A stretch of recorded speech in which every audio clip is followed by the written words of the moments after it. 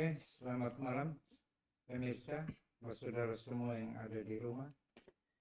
Kembali di episode kedua Nusantara Project Podcast bersama saya, Herset Production. Kembali kedatangan dua tamu yang sebenarnya bukan asing dan bukan WNI ya, karena kenapa saya katakan bukan WNI, sebenarnya masuk kategori warga negara asing karena dua-dua dari Daratan Flores ya. Yang asing sebenarnya bagi garis khatulistiwa Pulau Timur, terlebih Pulau Timur ini miliknya orang Lote begitu ya. Tapi ini teman lama saya yang luar biasa kontribusinya untuk perubahan Nusantara menuju World Dream. Dua-dua ini ikut mengalami di dalam standar proses menuju visi misi Nusantara melalui anak proyeknya yaitu Stikes Nusantara dan SMK Kesehatan Nusantara. Tapi kedua pihak itu dalam Nusantara Project perlu saya jelaskan, mereka berdua adalah sponsor utama, tapi konten ini bukan ajang iklan untuk dua lembaga itu. Tapi kalau yang ada tahu dan menganggap itu bagian dari promosi, ya alhamdulillah. Oke, saya perkenalkan yang di kiri saya ini mantan pejabat Stikes Nusantara. Jabatannya sudah terlalu banyak sampai saya juga lupa. Tapi seingat saya pernah menjabat pembantu ketua 3 Stikes Nusantara yang bidangi kemahasiswaan, dosen tetap, dan terakhir menjadi staf khusus Yayasan Kunci Ilmu. Tapi semua sudah berlalu karena regulasi. Beliau ini luar biasa. Perjuangan beliau saya tahu banyak. Salah satu prestasi besar beliau adalah satu anak muda pulau dari Flores Timur yang mampu menembus seleksi PNS dengan ijazah strata 2. Itu luar biasanya beliau, dan kisaran tahun 2009 itu baru saya rasa patut dicatat oleh sejarah.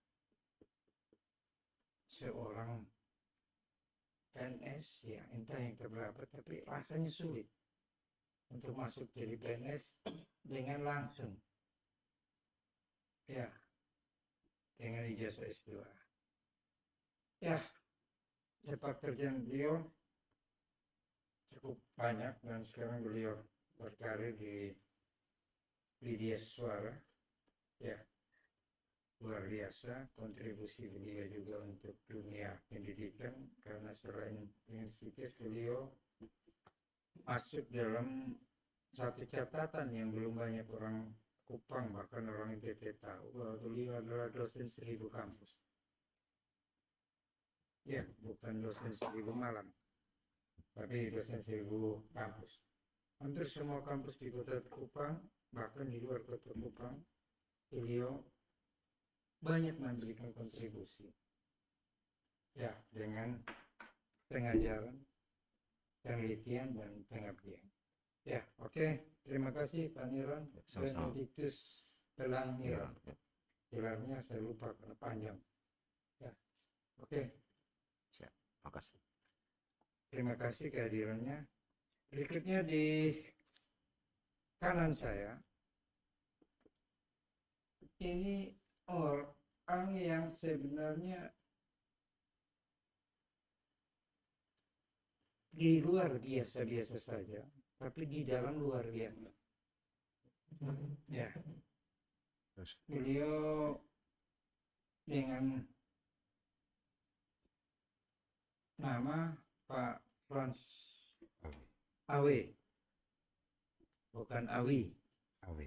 Ya, kalau Kupang Awi itu konotasinya berbeda. Ini Awe. Ya. Kalau Awe itu punya kesetaraan dengan Kentucky Fried Chicken, McDonald kalau di Jawa. Bisa juga. Begitu ya. Oke. Saya panggil juga Om Frans saja, sangat terbiasa familiar. Beliau punya dedikasi besar untuk dunia tenis meja yang ada di Kota Kupang, bahkan Provinsi Nusa Tenggara Timur.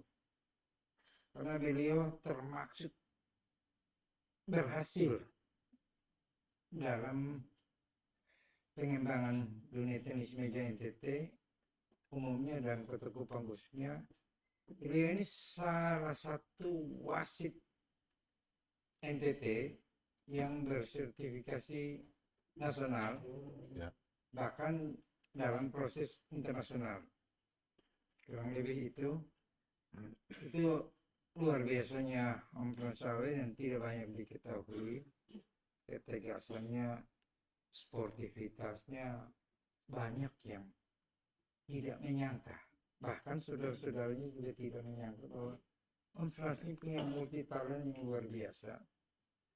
Secara kebetulan beliau sekarang ini berkarir resmi di gedung keuangan, ya, sebagai pelindung gedung keuangan yang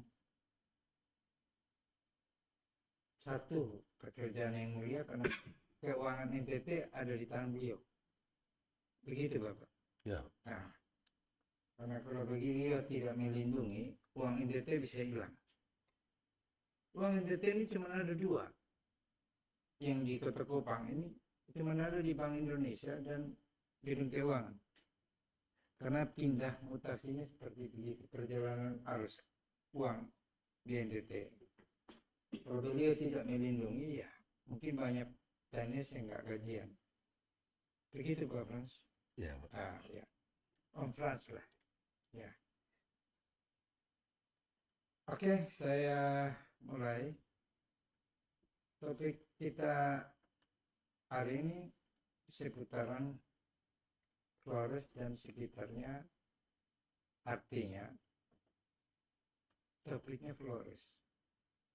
Tapi yang harus dibahas adalah keberhasilan orang Flores. Banyak yang sukses di luar Flores daripada di Flores itu sendiri. Ya. Ini yang banyak yang kira-kira bagaimana orang Flores, hampir mayoriti suksesnya semua kok di luar Flores. Ya, mungkin saya mulai dengan Pak Niron. Ya. Ada apa budaya Flores yang membentuk karakter orang Flores?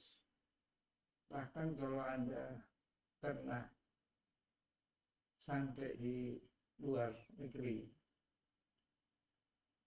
saya kok lebih banyak ketemu orang Flores. Bahkan di Malaysia juga ada jalan atas nama orang Flores. Di Singapura apalagi. Yang hebatnya akhir-akhir ini beberapa tahun lalu saya di Australia, community yang mewakili Indonesia itu orang Flores juga. Itu yang luar biasanya saya ini. Dan Anda kalau ikuti COVID-19 yang pada waktu di Italia, Dia yang kirim pesan ke Indonesia itu rata-rata mulai dari biarawati lah sampai tenaga-tenaga yang lain. Itu kalau perhatikan konten medsos itu hampir mayoriti orang Flores. Yang saya bingung sebenarnya berapa besar sih masyarakat Flores ini sampai mendunia. Bahkan yang luar biasa kalau dari jajaran menteri awan hampir didominasi orang Flores. Ya, sekarang sudah jadi nama-nama jalan.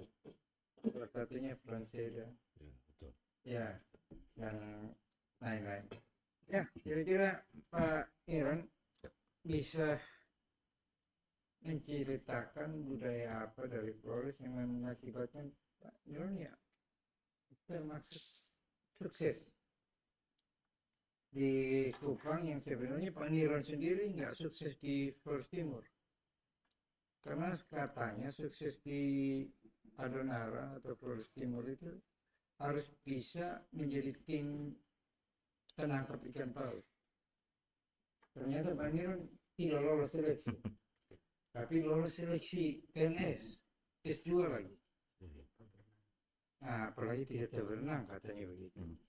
Kira-kira bagaimana, Pak Niron? Ya, jadi baik. Terima kasih Pak Rudison. Dalam diskusi ini saya pikir bagus kita bisa saling share, lalu saya berpikir pasti ada faedah yang bisa kita petik. Nah, terkait dengan pertanyaan yang diberi, saya coba memberikan sekilas gambaran mengapa orang Flores itu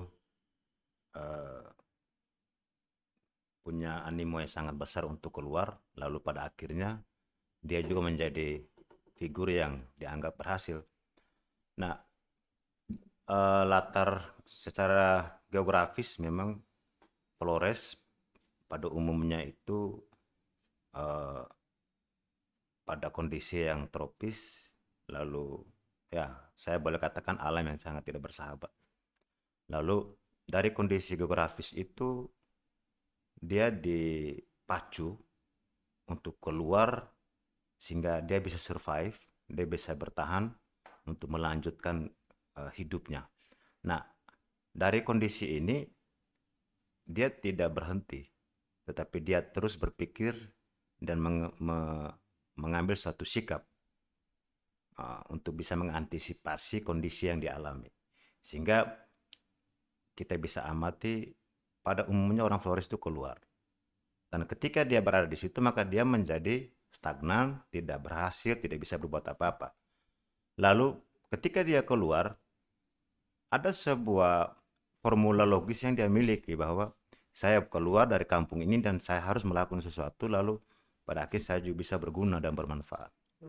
Pak Ya. Niron dari Flores Timur, Adonara. Saya dari Solor, Pak. Ya. Solor Selatan.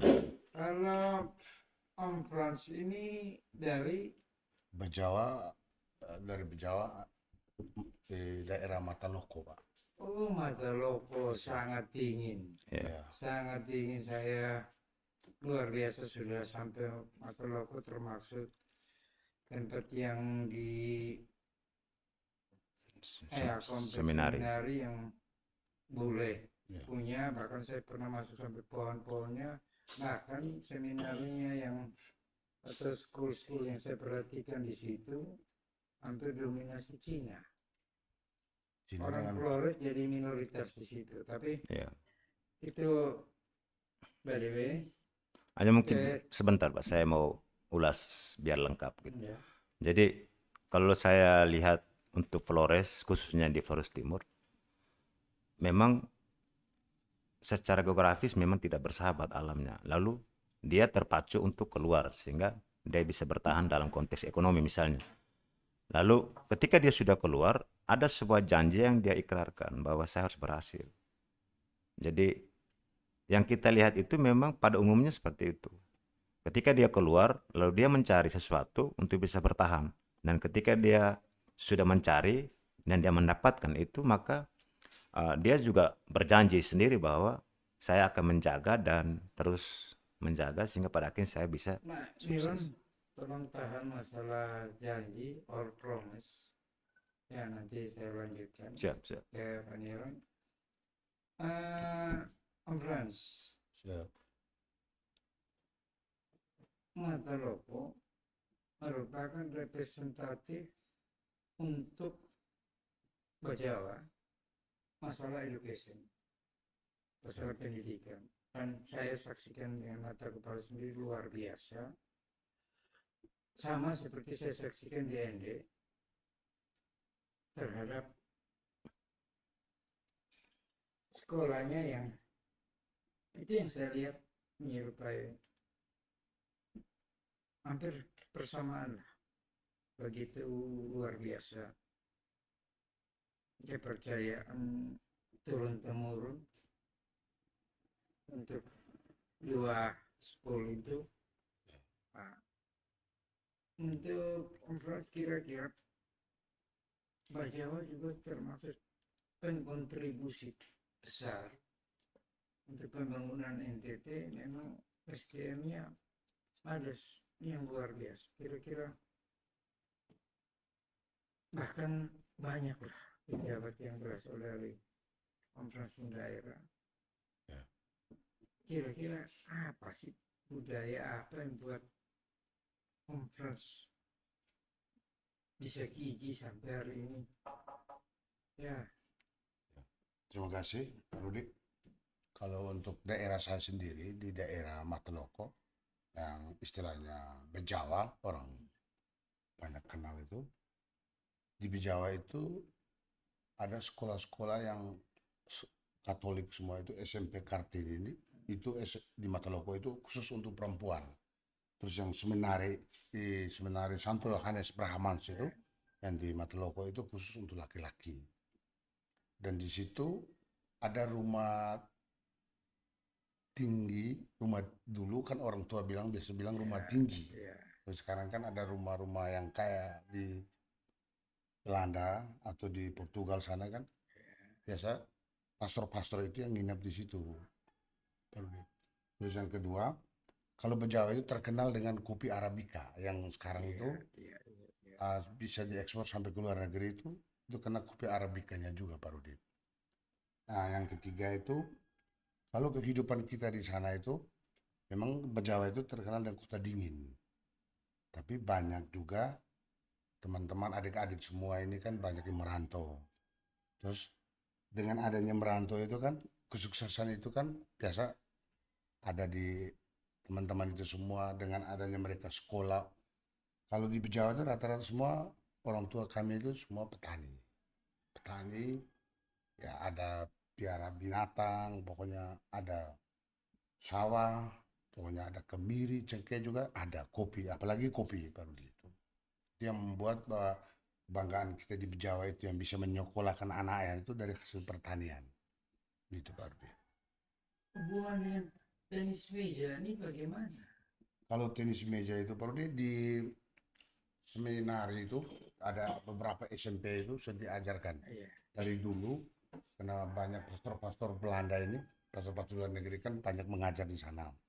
Di sana mereka sudah dibiasakan untuk dari SD sampai SMP itu dilatih dengan kalau olahraga itu ada bola kaki, bola voli, terus dengan tenis meja juga. Maka kami mengenal tenis meja ini sejak dari Bejawa, Pak Rudi. Begitu. oh begitu. Ya. Ini agak privasi sedikit, Pak Siap. Om Frans. Ya, Om Frans, Pak. Om Frans ini tamatan apa? Saya tamatan SMP Supra itu dekat di daerah Mataloko juga. Di situ juga Udah ijazah terakhir. saya ijazah terakhir STM. Ya. Ya. Oh, tidak Sekolah. sempat Tidak sempat kuliah baru. kuliah. Ya. Tapi informasi yang saya dapat, anaknya Om Frans sudah wisuda. Sudah semua tiga baru. Tiga-tiga. Ya, alhamdulillah anak saya laki-laki semua. Satu sarjana di Unika bahasa Inggris, FK bahasa Inggris. Nomor dua, Permisi, bukan itu maksud saya. Bagaimana seorang pelindung ujung keuangan mampu menyekolahkan 3 anaknya sampai sarjana? itu kiat manajemennya luar biasa. Ya, karena dengan apa? Dengan pekerjaan yang saya lakoni ini, saya tekuni ini, saya kan saya seorang security di gedung keuangan negara. Dengan upaya yang pas-pasan, saya bisa dengan ibu, dengan almarhumah, bisa membagi, bisa membuat apa dari upah itu supaya bisa menyekolahkan anak, separuh untuk biaya makan, ya begitu kira-kira. Ya, artinya memanage 3 orang anak putra sampai bisa selesai semua kuliah dengan penghasilan yang, ya permisi bukan saya singgung, Siap. saya sendiri sekolahkan anak SD SMA saja lumayan kewalahan juga. Ya. Ini perguruan tinggi dan luar biasanya informasinya selesai Semua. itu pakai teori manajemen apa? Yang kami saya dengan ibu, dengan almarhum pakai itu, yang pertama itu saya memang simpan di koperasi Seperti Sari. Di saat regis kita ambil uang dari koperasi. Tolong jangan omong nama koperasinya sebagian dari. Oh siap. Oh enggak apa. Ya. Iklannya cukup lumayan. Oh ya, siap. Minta maaf. Jadi kita ambil di koperasi, jadi dari koperasi itu misalnya regisnya 3-4 juta atau 2 juta, 5 juta kita ambil, baru kita tutup pelan-pelan dengan gaji, dengan honor yang kita miliki itu. Di tiap bulan itu kan, di koperasi itu, kita kalau pinjam bunganya menurun. Jadi kita cicil, terus kali kedua lagi, tahun berikut lagi regis lagi, kita pinjam lagi. Sistem keuangannya begitu. Ya. Memang terlihat Pak Om Frans sampai hari ini begitu mencintai tenis meja, maka bajunya juga masih baju. Ya betul. Luar biasa. Dan sekali lagi saya ingatkan Pak Saudara, pemirsa, dia ini salah satu wasit berprestasi untuk tenis meja, dan ya kemajuan tenis meja bukan hanya ditentukan pemain, pelatih, tapi unsur wasit menjadi penting yang memajukan dunia olahraga. Ya sebentar, berhasil kita geser ke Saniran tadi masalah janji. Ya. Janji, this is promise, not sumpah. Ya. Jadi bedanya janji sama sumpahnya apa? Jadi mungkin saya cerita sedikit bahwa ketika kita keluar dari kampung itu ada semacam hajatan kecil di rumah yang kita biasa lakukan, di mana kita mendapatkan penguatan-penguatan dari orang tua, dari sesepuh. Lalu dalam hajatan yang dilakukan itu juga memang secara tradisi kita juga yakini bahwa ada penguatan-penguatan dari unsur-unsur luar, supranatural. Lalu ada semacam pesan yang dititip ke kita, lalu kita secara pribadi menguatkan pesan itu dalam diri kita dengan satu janji bahwa saya harus seperti ini. Dan itu sudah menjadi sebuah kelasiman yang sudah kami miliki dari dulu. Dan ketika kami sudah di luar, dengan sendirinya itu kami terbentuk. Dengan dilatari oleh banyak konsekuensi daripada kampung halaman itu, bahwa kita sudah diberikan pesan, diberikan penguatan, maka dengan sendirinya kita dimotivasi secara pribadi untuk menjadi orang yang sukses. Lalu ya konon kata orang kalau ingin jadi raja di negeri orang, tetapi memang terlepas daripada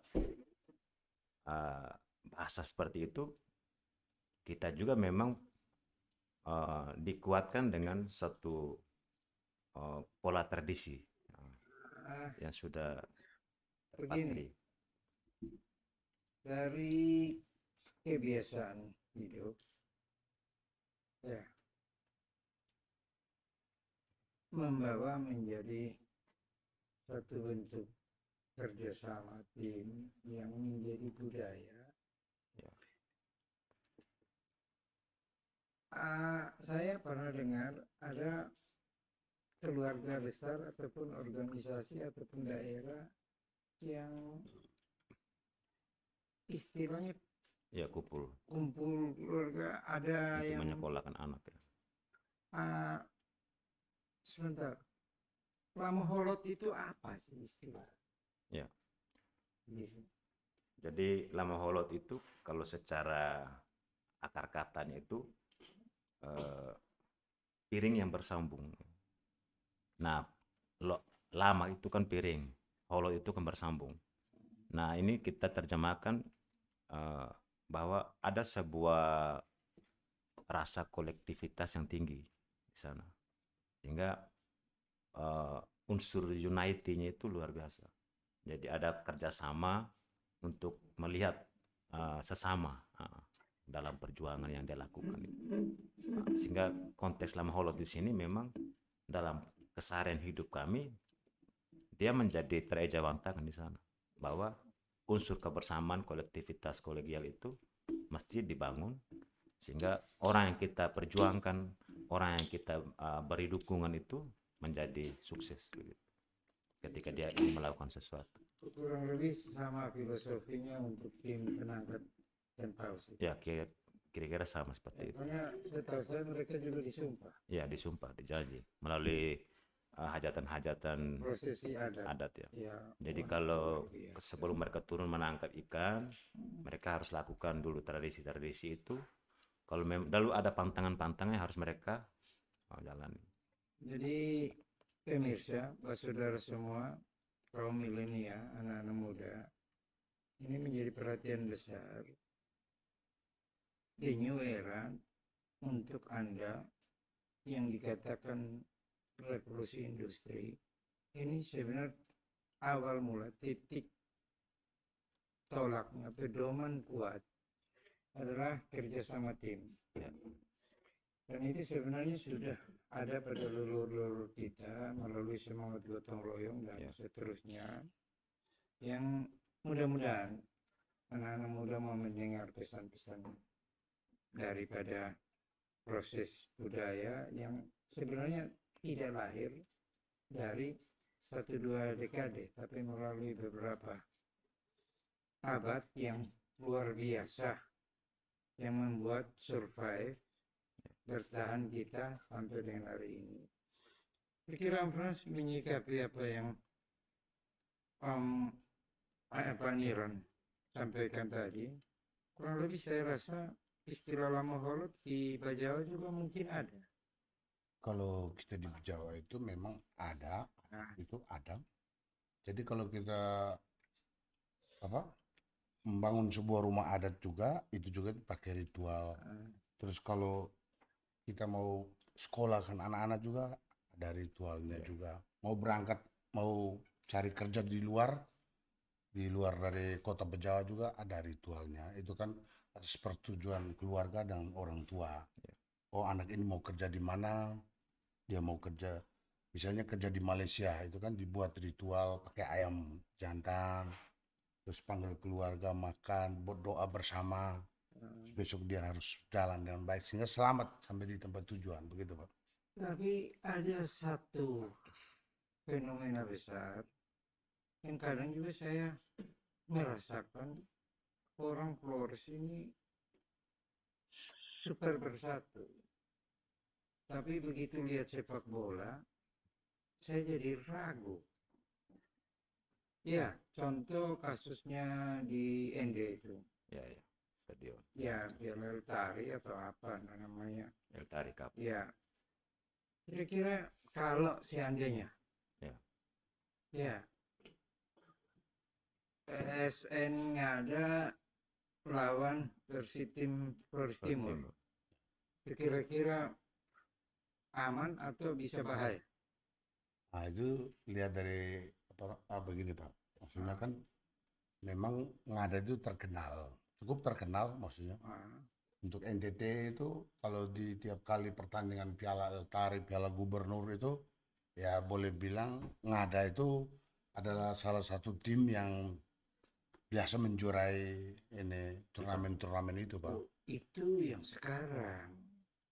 Coba Om Frans bayangkan waktu Om Frans kecil nonton liga di kota Kupang, di kabupaten di Kupang lah.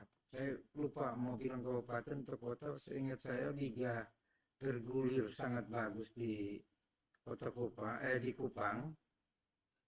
Itu PSN ada hampir tidak ada namanya. Yang ada ikan paus, Ya, Solo. dari Lama Kira. Nah,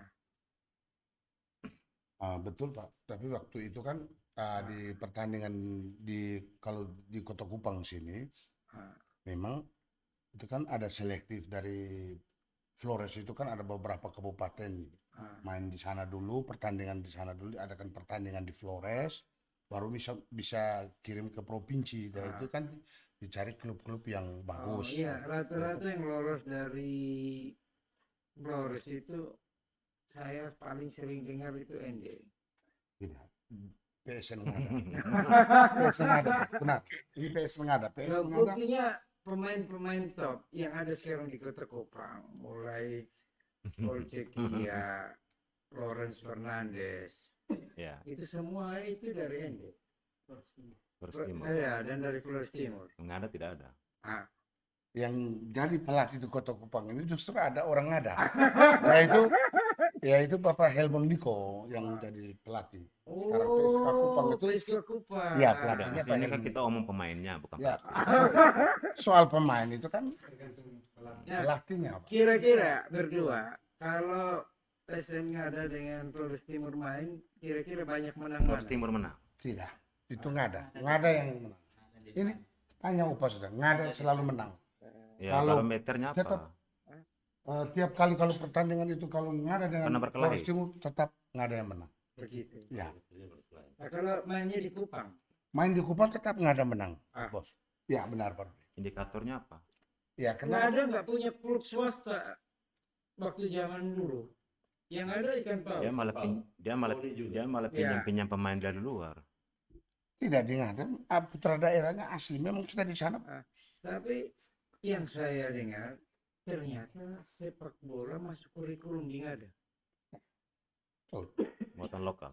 Iya, kurikulum resmi. Muatan lokal. Betul. Iya. Nah, ini yang Ya, itu mungkin kembali bikin kebijakan Flores daerah. Timur tertinggal.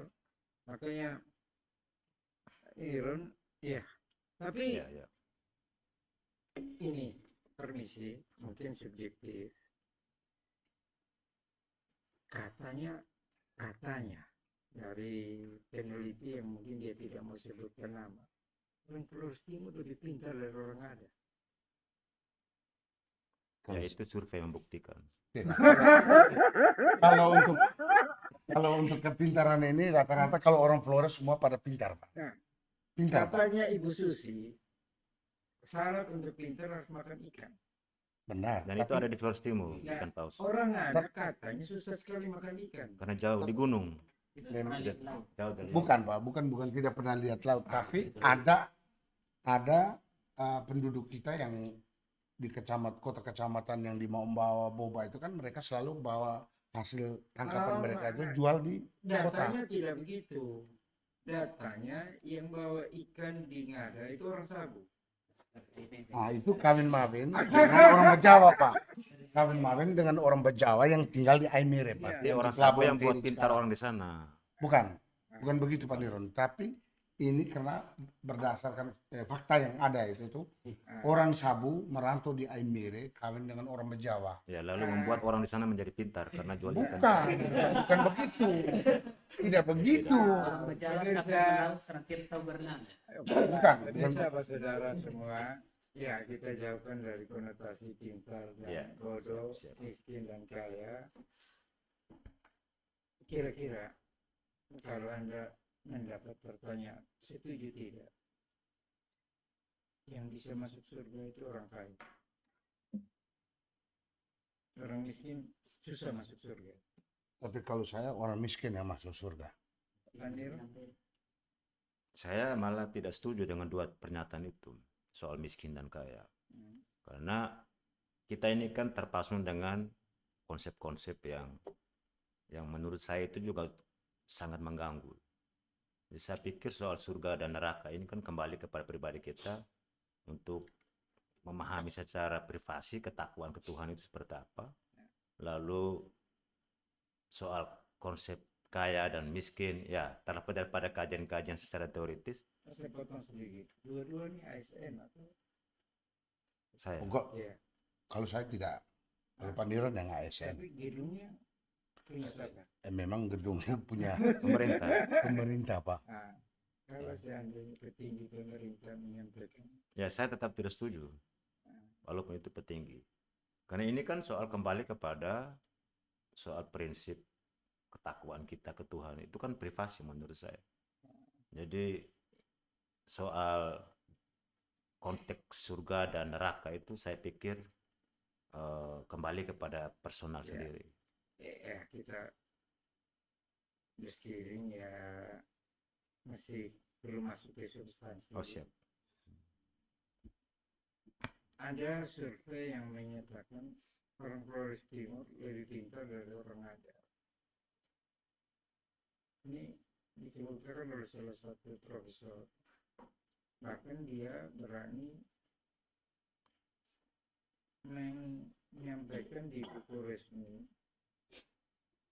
bahwa sekolah pertama di Indonesia itu bukan Budi Utomo,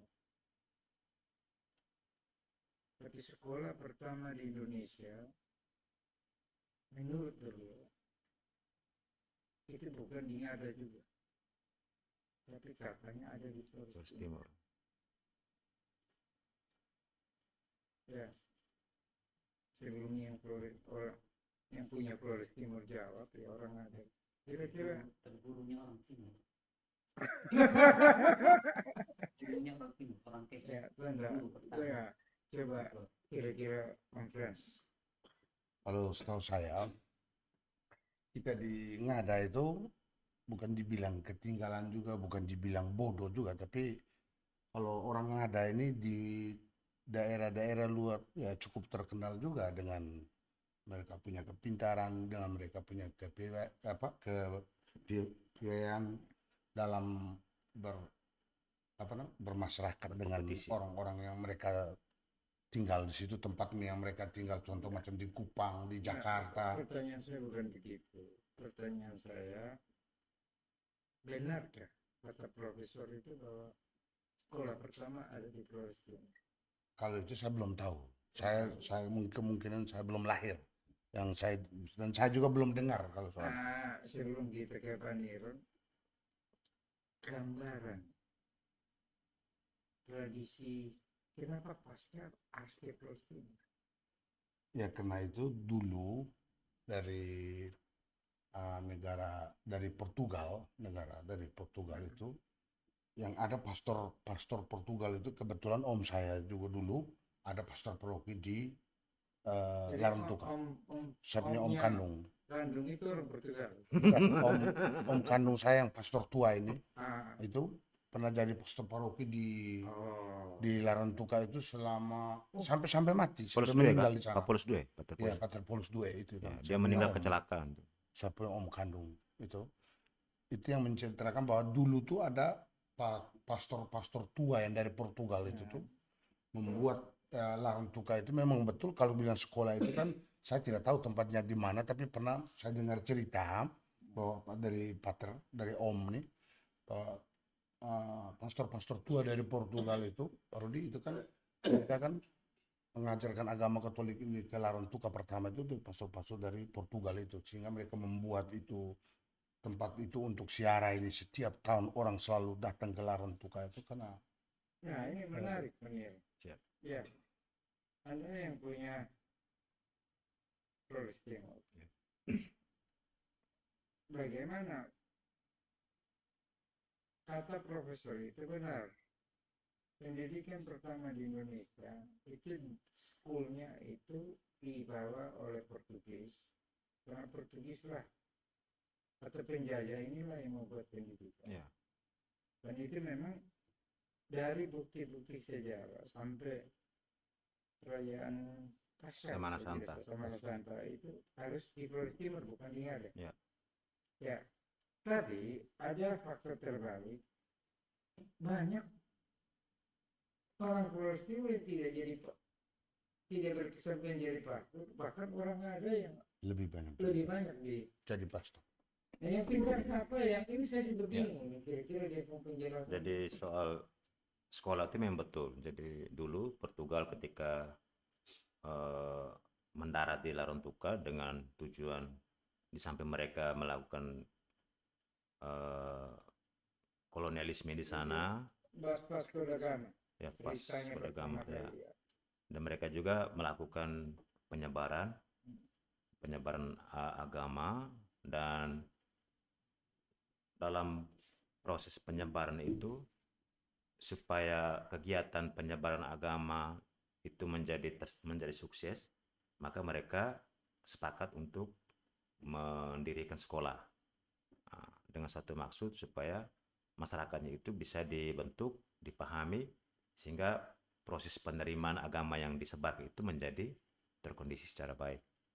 Lalu soal Semana Santa itu memang ceritanya dulu pernah ada penampakan Bunda Maria di pantai, dan itu memang diabadikan di Hure. Ada salah satu tempat yang ada di Larantuka, dan diresmikan sendiri oleh Raja Larantuka, Bapak Don DVG.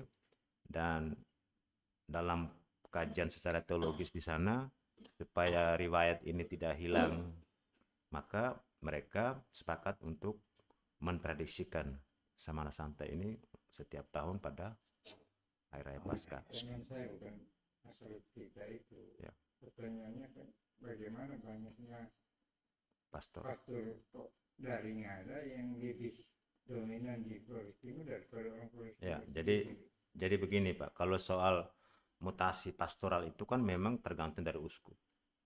Ya, kebetulan sekali mungkin Pastor Paulus II ini kan memang mau dipindahkan ke Larantuka, maka dia ada di sana tugasnya. Tapi kalau mau cerita secara nyata, kita Flores Timur juga segudang biarawan-biarawati itu. Dan banyak itu keluar. Bukan ada di Flores Timur, tapi dia keluar. Termasuk yang ada di Roma. Yang Ada di Roma, ya. Flores Timur. Ya. Jadi untuk Projo itu dia lingkupnya keuskupan. Ya. Kalau SVD itu dia mendunia. Tapi Jadi dia dikirim. khusus untuk data pastor, mulai dari frater, pastor, Ya. itu temuan saya pribadi. Bahkan dari data dunia cukup besar kontribusi dari khususnya Flores. ya bukan Flores Timur, Flores pada Jawa umumnya. Ya. pada umumnya. Ya, ya. Boa itu masuk mana? Boa. Bawai. Bawai. Ya, Ngada. Ngada. Ada ya. Itu yang saya di PET, bahkan informasi di beberapa negara sebagainya, bahkan sampai di Filipina, lumayan besar. Ya, besar. Ya. Tapi memang Flores Timur banyak yang di Eropa juga. Ya. Ya, itu luar biasa. Maka kalau saya bilang ya, lama-kelamaan Flores kosong. Nah, bukan kosong, Pak Rudi. Memang kebetulan tabisan-tabisan imam yang notabene SVD, beda dengan Projo. Iya. Itu setelah habis, contoh macam minggu kemarin kami baru habiskan ponaan satu itu, dia tugasnya di Afrika Selatan, kalau tidak salah di Besoan. Ya, itu yang saya bilang, saya tahu betul. Langsung Ya. ditugaskan di Paroki Saya di tahu sana. betul karena juga kita ketemu beberapa dubes, secara langsung minta kalau mereka sendiri kekurangan Ya. kekurangan pengurus umat Katolik ini, yaitu yang minta resmi, bahkan sampai disampaikan resmi di forum. Ya. Dan itu berulang kali yang saya dapat. Termasuk Filipina yang mayoritas Katolik pun juga sampai kehabisan. Kira-kira itu Betul, dia betul. punya itu. Ya. Nah ini berbanding terbalik dengan pendeta. Ya, Ya. stoknya melimpah, tapi permintaannya Kecil. kecil. Ya, jadi lah itu dari gambaran. Saya anggap dua-dua berhasil untuk daratan itu. Ya, untuk panel sebelum tangkap ikan paus ini, sebelum Portugis datang atau setelah Portugis datang? Ya, jadi soal tradisi tangkap paus ini sebelum Portugis datang kita sudah lakukan. Tapi kenapa proses adatnya harus sembahyang? Ya, doa secara tradisi. Kita dulu kan sebelum Katolik masuk, kita sudah mengenal agama tradisi dengan keyakinan-keyakinan secara lokal. Jadi di sana itu keyakinan kita ada lera wulan tanah ikan. Nah, jadi itu agama-agama asli. Ini belum banyak yang tahu. Ya. Orang Flores Timur pada umumnya punya dua agama. Ya, bukan soal dua, bukan dua agama, Pak. Tapi hanya dalam kajian budaya kita ini kan dulu sebelum agama modern masuk, kita ini kan sudah mengenal Tuhan melalui keyakinan, kepercayaan original kita. Ya, itu pun sama sebenarnya terjadi juga di Ngada. Ini banyak, artinya banyak di next generation juga yang tidak tahu. Nah, sebagai contoh tadi saya bilang, ya ikan paus, penangkapan ikan paus dengan tradisi adatnya, Ya. itu informasinya memang terjadi sebelum adanya agama. Ya. Ya, artinya Papua Timur sudah punya agama. Ini begini, yang kita tidak dicatatkan. dulu kan kita tidak tahu itu agama atau tidak, tetapi kita tahu bahwa ada konsep yang kita pahami untuk bertemu dengan Tuhan dengan cara itu. Nah, kan begitu maksudnya. Jadi pola yang dibuat oleh masyarakat dulu sebelum agama modern masuk itu, mereka punya pola tradisi seperti itu secara adat. Lalu mereka punya keyakinan secara kolektif bahwa mereka sudah bertemu dengan Tuhan dengan cara itu. Dan Petunjuknya dapat. Dan mereka berhasil mendapatkan ikan itu. Untuk memilih Memilih apa, Pak? yang lolos seleksi fit and proper test untuk tangkap Ya. ikan. Ya, betul. Begitu, Ya, Pak. jadi Kira-kira. ada keyakinan. Siapa yang nanti Ya. Iya. Jadi ada orang-orang yang menjadi pilihan Ya, Iya. itu betul. untuk menangkap. Artinya Tidak itu sembarang. Kira-kira Ya. yang dari hasil agama sebelum Iya. agama modern ini. Ya. Ya. Gitu. Nah, kira-kira di Bajawa juga ada begitu? Memang dulu ada contoh semacam kita mau membangun suatu kampung baru. Kampung baru itu kan yang istilahnya Baru di Konino. bukan yang istilahnya mau buat kampung ini karena di kampung situ sudah terlalu banyak Oh, pemekaran. pemekaran kampung Ya. itu dulu kan Desa Gaya Baru. ya namanya istilah bahasa Jawa nukanua.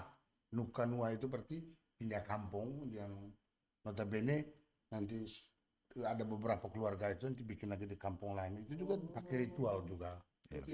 Pakai ritual, tapi agama modern waktu itu kan memang belum ada juga.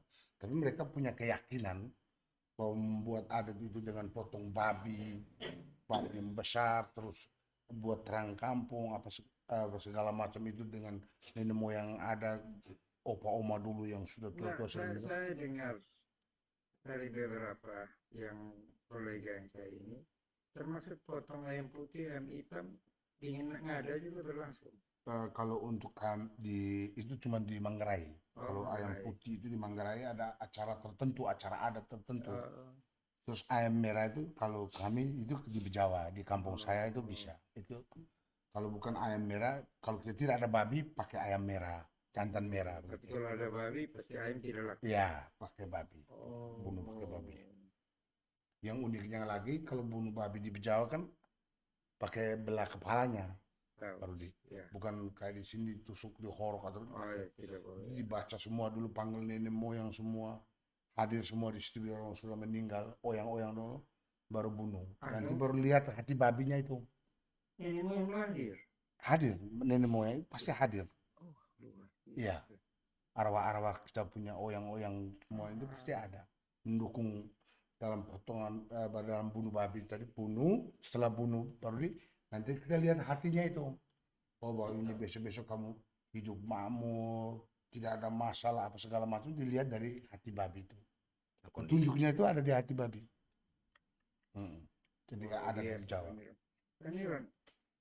Nah, pemirsa, Pak Saudara semua, Om Frans ini berduka tahun lalu, istrinya sudah almarhumah.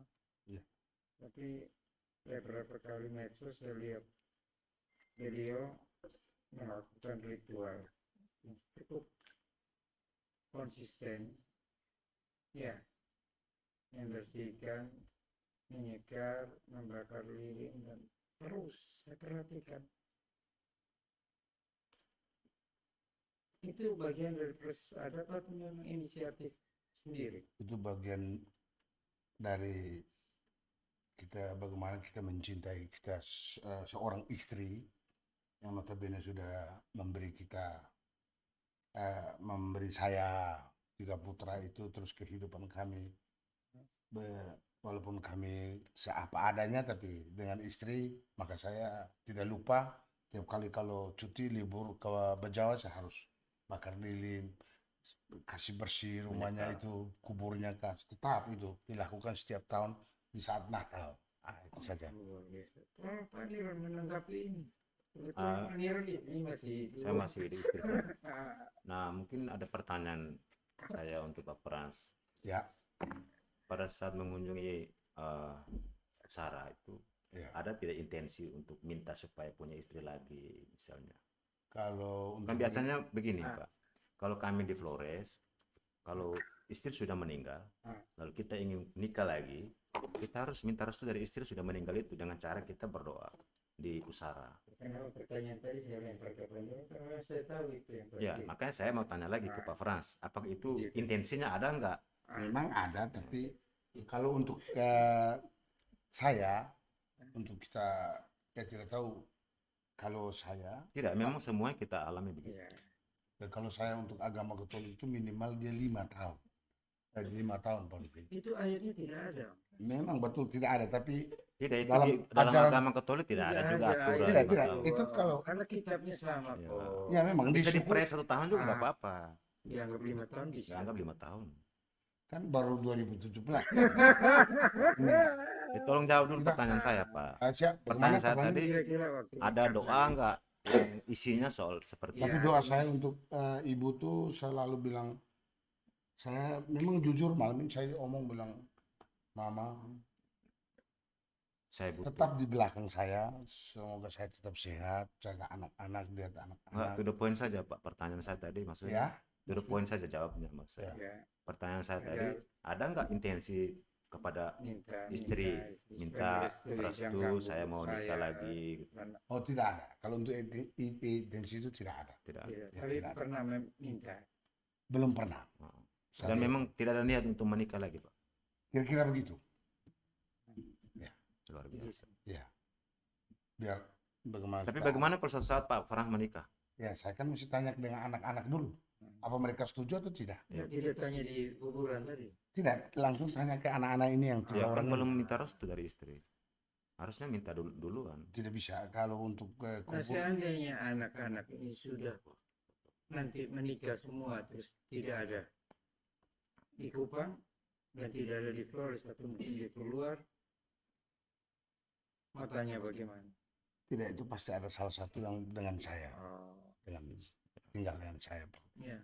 Pasti yang Ya, bungsu semoga ini. saja. Ya, Semoga Pak Frans sendiri sampai selama-lamanya. Ya, padahal pertanyaan saya tadi bukan begitu ke Pak Niron. Oh ya sih.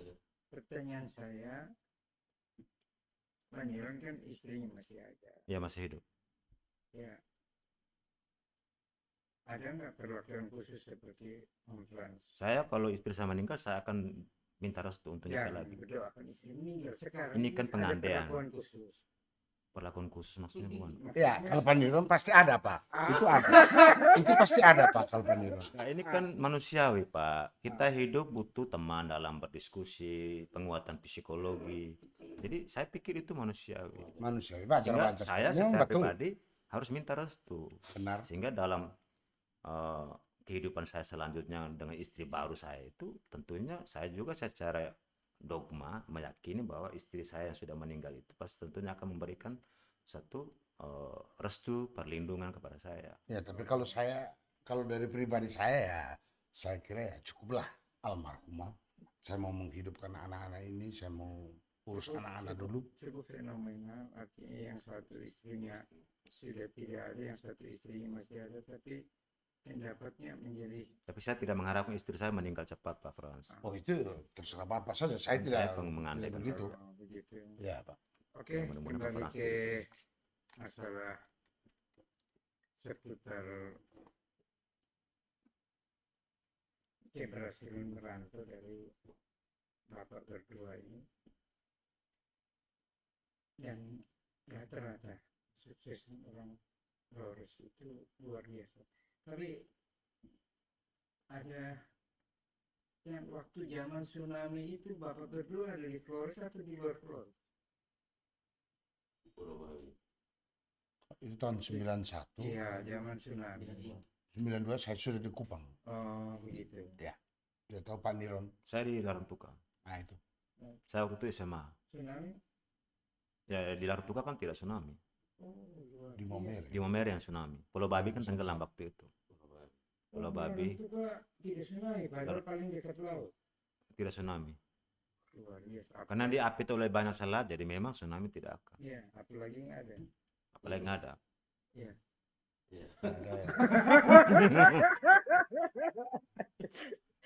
Nggak ada terkenal dengan kota kabut, dingin, Ya, tapi dingin. Ya, subur.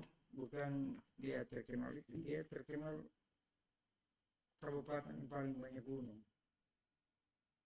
Ya. Itu kenapa bisa begitu? Ya, kita tidak tahu. Di zaman dulu itu nenek moyang ini kok bisa memilih suatu tempat itu yang bisa jadi kota kabupaten itu, kita tidak tahu secaranya. Saya belum tahu. Saya kan kelahiran 60-an ke Tapi kan atas. dengar-dengar juga. Ya, saya 75 itu sudah merantau, Pak Rudi. Ya. Om Frans harus ingat acara rebah. Kalau rebah ya tetap saya hadir. Mulai dari situ.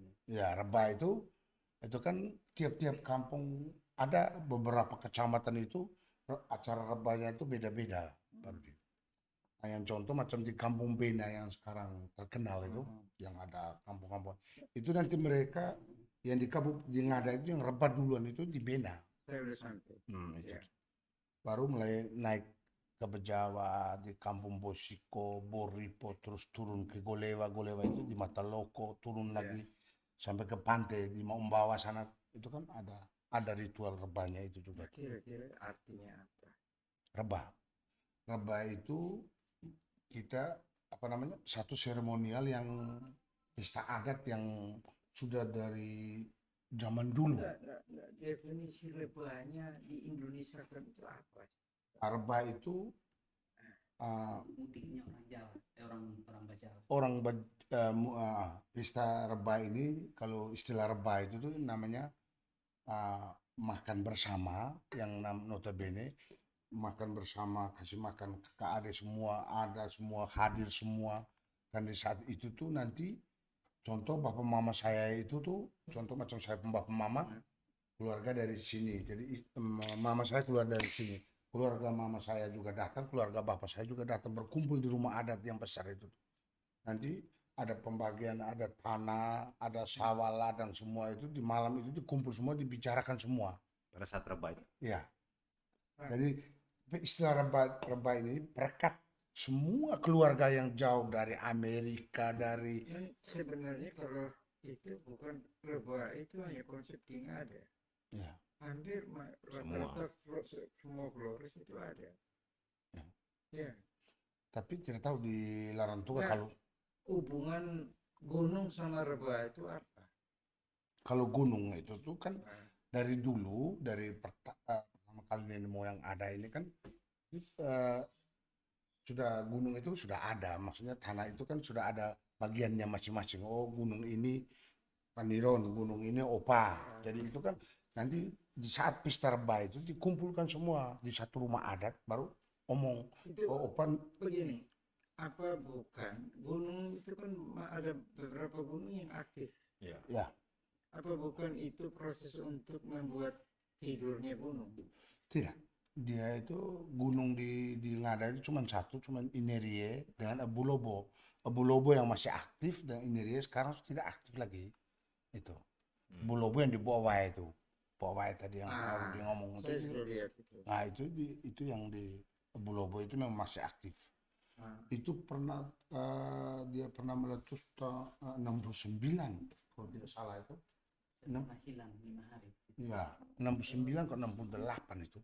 kelihatan sekali ya, Pak. Dia punya batu-batu besarnya masih Iya. Oh, banyak. masih Saya pernah Itu hilang banyak. 5 hari di situ. sampai di pinggir Oh. jalan. Tapi di pinggir jalan. Iya, benar. Saya sudah lihat. Batunya besar rumah. Batu-batu besar sekali. Batu-batu Iya, iya. asli. Iya. Oh, sudah pernah ke sana? Kalau dia di kali ya masuk akal. Tapi ini longsoran Tapi ini dari di darat kawah itu tuh. dan dekat jalan. Ini kan cukup lumayan jalan hamparannya. negara ini kan menghubungkan NDP Jawa kan lewat bawah kaki bukit itu. Berarti bikin jalan tuh dia belah gunung ya? Ada satu batu namanya batu kuda. Nah, Itu di atas Buanage, kampung yang Kampung berbeda. Nage, ya.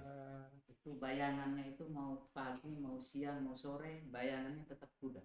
wah, Oh, Di Kampung sempat Nage. diberitakan juga begitu. Jadi memang ada suatu yang luar biasa. Konstruksi medannya, jalan segala macam. Memang mungkin saya juga sependapat, kok bisa jadi kabupaten? Ya, konstruksi begitu. Tapi setelah yang saya perhatikan itu, dan yang saya susah juga rasakan apa yang ada di, ya mau dibilang Pulau Timur ini nyaman-nyaman semua, ready, ya. Tapi tingkat kebersihan tidak sama dengan banyak orang Flores. Ya. Ya. Seandainya kalau terwujud mimpi legislator bahwa Flores akan jadi provinsi sendiri, pilih pulang atau tetap? Kalau untuk pribadi saya, ya saya tetap di Kupang saja. Nah, di Kupang. Tidak tahu anak-anak, saya belum tahu. ya saya sama aja. Pulang Flores di sini sama. Kan memang kita tetap berada pada prinsip mengabdi. Ketika saya ada di Kupang, konsep mengabdi saya untuk daerah saya itu tetap saya lakukan. Dan ketika saya mau pulang ke Flores juga, konsep mengabdi juga tetap saya lakukan. Nah, jadi soal mengabdi ini kan di mana saja kita boleh lakukan. Iya, luar biasa. Tapi yang belum terjawab tadi, beda antara janji dan sumpah itu. Ya. Menurut Pak Niron. Kalau sumpah itu kan memang dia punya ikatannya kuat sekali yang harus dipenuhi. Sementara janji ini kan tergantung cuaca. Oh, tidak bisa begitu. Enggak. Cuaca kan beda. Enggak, Ini maksud saya, ini yang perlu Pak luruskan. Cuaca itu beda. Cuacanya modelnya bagaimana? Itu yang perlu. ya makanya Pak jelaskan. saya memberikan sebuah pembandingan apa perbedaan. Nah, Kalau sumpah itu ada dia kuat sekali dan itu harus dipenuhi. betul. Sementara janji ini kan tergantung kondisi. Nah, kembali kepada pribadi. Nah, Begitu. tapi kondisi yang bagaimana? Ya perlu kalau kondisi dijelaskan. yang kondusif pasti kita akan penuhi janji itu, Pak. Kalau tidak kondusif, Kalau tidak kondusif, tentu kita akan mengingkari. Ya, nah ini kata mengingkari ini itu yang tidak boleh. Tapi pada prinsipnya kita juga memampukan diri untuk tidak berada pada Kondisi kondisi itu. ya, Kita oke. tetap berusaha untuk memenuhi. Pak saudara, kaum muda, para milenial, kira-kira proses menjadi sukses itu tidak mudah. Apa yang Bapak berdua sampaikan tadi, mereka sudah lewati, Pelaku. ya, artinya pelaku proses sampai begini. Ya, suka duka sudah dialami. Pesan singkat ke generasi muda, ya, sebelum saya closing, ya, amplas, karena Anilan punya anak belum ada yang wisuda. Ya, jadi yang terus dahulu untuk kasih pesan ke anak-anak muda di next generation ini,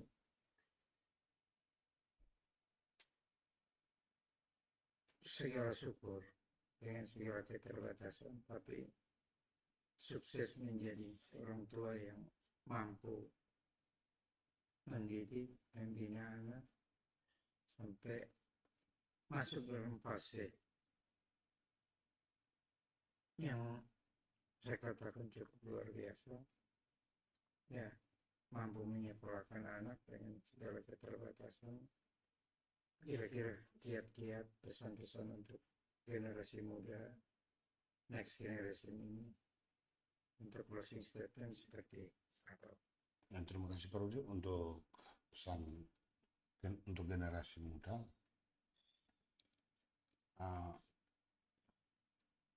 Dari saya untuk anak-anak muda kita, marilah belajar dari rumah, dari keluarga kita sendiri, dan tetangga, hidup bermasyarakat, belajar yang banyak, yang baik, untuk kedepannya pasti sukses. Terima kasih. Oke, terima kasih Mas. Anilan? Ya, jadi terima kasih Pak Rudison. Pesan terakhir saya untuk kaum generasi penerus, tetap berada pada prinsip untuk menghargai proses, karena memang proses itu yang membentuk dan pada akhirnya kesuksesan menjadi ada untukmu. Lalu yang terakhir, jangan lupa sejarah, karena sejarah itu yang akan membantu Anda untuk tidak lupa diri. Lalu pada akhirnya Anda menjadi besar dan menjadi bermakna buat banyak orang. Tapi itu kata-kata yang terakhir nggak nyindir saya. Tidak. Oke, thank you Anilan. Pak saudara semua, para milenial, generasi muda, jalan next generation ini, titipan saya, karena ini kata-katanya panjang, izin saya baca aja. Pesan dari Lao Tzu, perhatikan pikiranmu, karena pemikiran akan berkembang menjadi kata-kata. Perhatikan kata-katamu, karena kata-kata akan berkembang menjadi perilaku. Perhatikan perilakumu, karena perilaku akan berkembang menjadi kebiasaan. Perhatikan kebiasaanmu, karena kebiasaanmu akan berkembang menjadi karakter. Perhatikan karaktermu, karena karakter dapat menentukan nasib Anda. Demikian session kita pada episode kedua ini. Kami mengelola Nusantara Project Podcast menyampaikan banyak terima kasih yang sudah memperhatikan. Di Ngada banyak gunung, di Flores Timur juga ada gunung, di Ngada ada burung, di Flores Timur ada burung. Sekian dan terima kasih.